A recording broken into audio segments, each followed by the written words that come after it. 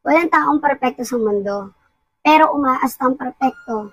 Napakadami niyan. Ang gagaling mamuna, ang gagaling mamusga, ang gagaling manilip ng baho ng iba. Mapapatanong ka na lang talaga eh. Bago kaya sila mahusga, tinitingnan kaya muna ba nila yung mga sarili nila? Kung wala ba silang pagkakamali na nagawa?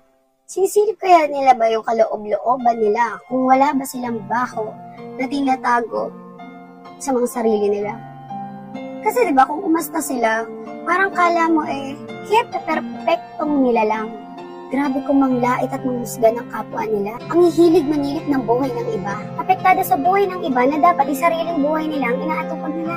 Sa bagay, ano pa nga ba magagawa natin? Nandito tayo sa mundo na mapanghusga. Kaya dapat pag-aralan mo at matutunan mo mawalan ng pake at hindi dumidepende sa sinasabi ng iba.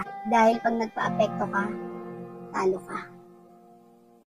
Para sa mga taong judgmental, bago ka manghusga ng ibang tao, tingnan mo muna ang sarili mo. Ano bang kulang sa'yo? Ang dali magturo pero ang tanong, perpekto ka ba? Lahat naman tayo nagkakamali, isa ka na doon. Bahagi yan ng pagkatao mo. Imbis na magmadali ka sa pagpuna sa kinikilos ng iba, subukan mo munang intindihin ano ba ang pinagdadaanan at ano ba ang nararamdaman nila. Itrato mo ang ibang tao ng kung ano ang gusto nilang itrato rin sa'yo. Lahat ng bibitawan mong salita laban sa ibang tao ay doble ng balik sa pagkatao mo. Tandaan mo, ang panghuhusga ay madalas na nagsasabi ng higit pa tungkol sa taong nanghuhusga kaysa sa taong hinuhusgahan niya. Kaya bago ka pumuna, manalamin ka muna at tanungin mo ang sarili mo. Perpekto ka ba talaga? Bago mo husgahan ng isang tao, mag-isip-isip ka muna.